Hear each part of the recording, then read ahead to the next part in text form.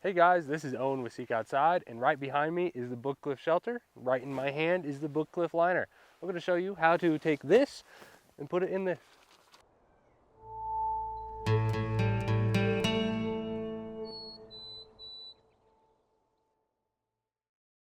The Bookcliff Liner is going to cover pretty much from this zipper over to the other side. It's not going to cover your vestibules here, and it's not going to go all the way down to the ground. What you're going to get is some cordage with this, of which we have already installed, and I'll show you where those go. If we look at the Bookcliff, it has a wall tent styled shape. So the back of the shelter has a straight edge, and the front, when pulled with the guy out, has somewhat of a straight edge. That is where your liner is going to terminate. It's not going to terminate all the way to the ground. It's going to terminate on that edge in between the two zippered doors and the corresponding seams in the back. Your liner is also going to have connection points that are on this ridge line. That's going to be in between the poles. So you're going to have a piece of cordage here, a piece of cordage up there, and you also have a D-ring found in the center seam of the shelter that your liner is going to hook into. As the Bookcliff is not a symmetrical shelter, neither is the liner. So one side is going to be shorter and one side is going to be longer. We want to find that shorter side. We're going to find our ridge line, which is going to be found with this just straight seam. Find our ridge line and find the shorter side, which is going to be this side here. We want that oriented towards the awning and the door side of the shelter. So we're going to go ahead and just hook up our D-ring first, our toggle and D-ring. That just is a simple process. You just push that toggle through, it goes all the way through, and the D-ring holds it from falling out. You can also make sure you have it in the right configuration from here by finding that seam that's going to come off of the toggle here and just trying to connect it. So in this case, I'm going to take it to the front, and that's the front of the shelter, because if it were the back, it's going to be entirely too long. Now that we know we have the liner in the correct orientation, we're going to go from the toggle.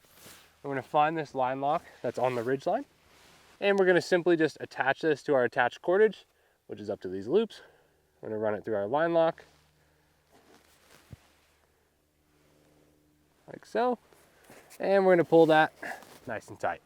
We're going to do the exact same process here on the other side of the shelter, attaching our line lock to this cordage and pulling that nice and tight. Now from here, it doesn't really matter which side you start with. I like to start in the middle though, on either the front or the back.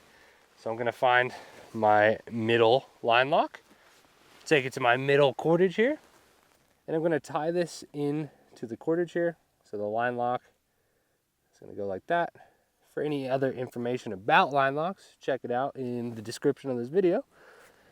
We're going to pull that fairly tight and pretty much work our way around the shelter from here. Go to the left side of your middle front, attach your line lock,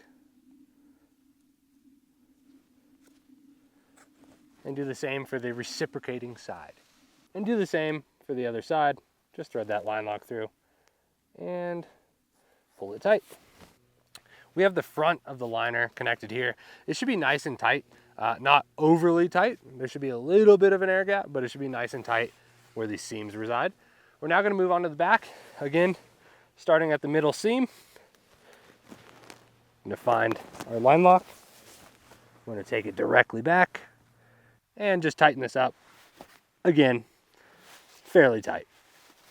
From here, work to the left and the right side to connect the rest of your existing points.